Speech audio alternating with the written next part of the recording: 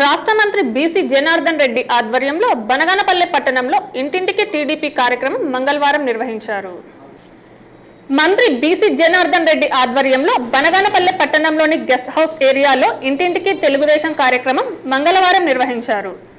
ప్రభుత్వం వచ్చేసి 60 ఏళ్ళు దాటిన వాళ్ళకి చంద్రబాబు నాయుడు గారు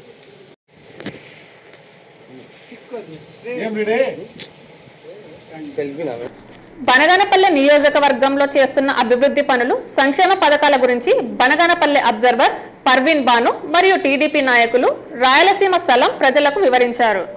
ఈ సందర్భంగా వారు మాట్లాడుతూ కూటమి ప్రభుత్వం ఏర్పడిన తర్వాత 2 సంవత్సరాల కాలంలో అమలు చేస్తున్న సంక్షేమం, అభివృద్ధి గురించి ప్రజలకు తెలిపారు. కార్యక్రమంలో టీడీపీ నాయకులు, కార్యకర్తలు పాల్గొన్నారు. అదేవిధంగా పెన్షన్లు ఏ రాష్ట్రంలో ఈ రకంగా ఇవ్వడం లేదు.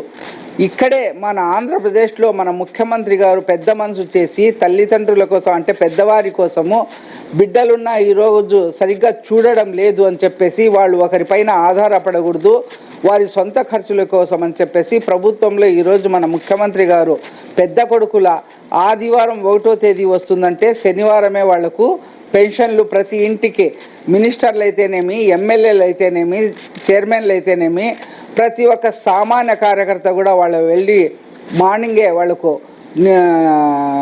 వాళ్ళ పెన్షన్ వాళ్లకు ఇచ్చి రావడం జరుగుతూ.